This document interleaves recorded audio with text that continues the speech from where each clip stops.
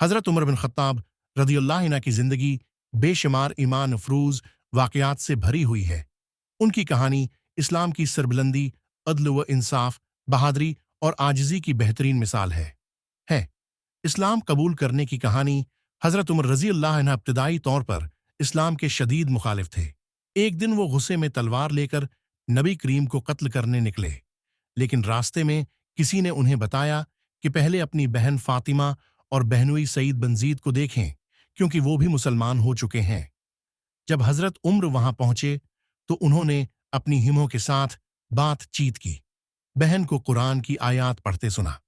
पहले तो उन्होंने गुस्से में बहन को मारा, लेकिन जब उनका गुस्सा कम हुआ और उन्होंने कुरान पढ़ा तो उनका दिल बदल गया। वो फौरन नबी करीम के पास गए और इस्लाम कबूल कर लिया। उसके बाद इस्लाम को खुलकर तक़वियत मिली और मुसलमानों का हौसला बुलंद हुआ। अदल व इंसाफ की मिसाल।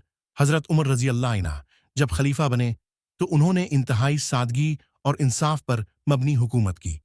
उनके दौर में एक मशहूर वाक़या ये है कि एक दफ़ा कहत के ज़माने में उनका गुलाम खाने के लिए कुछ लेकर आया तो हज़रत उमर ने पूछा, ये आम लोगों को भी मिल रहा है? गुलाम ने जवाब दिया, नहीं, ये ख़ास आपके लिए है। ये सुनकर हज़रत उमर ने खाने से इनकार कर दिया और कहा, जब तक हम लोग इस खाने को नहीं खाते हैं, ये आम लोगों को भी नहीं मिलेगा। आम मुसलमान पेट भरकर न खाएं, मैं भी कुछ नहीं खाऊंगा। रातों को गिश्त करने की आदत।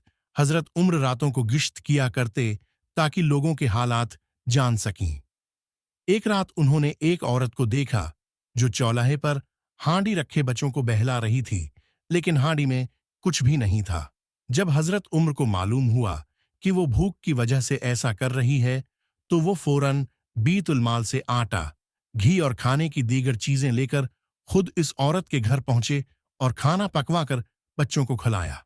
शहादत। हज़रत उमर रज़ियल्लाहु अन्हु को 644 में फजर की नमाज के दौरान एक मजूसी गुलाम फेरूज अबू लुलुआ ने खंजर मारकर जख्मी कर दिया।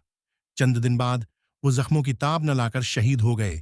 हज़रत उमर फारूक रज़ियल्लाहु अन्हु का दौर खिलाफत, अदल व इंसाफ, हिकमत और इस्लामी फतूहात के लिहाज से सुनहरी दौर माना जाता है। उनकी सादगी, ईमानदारी और अवाम के लिए मोहब्बत आज भी हिक्मरानों के लिए एक बेहतरीन मिसाल है।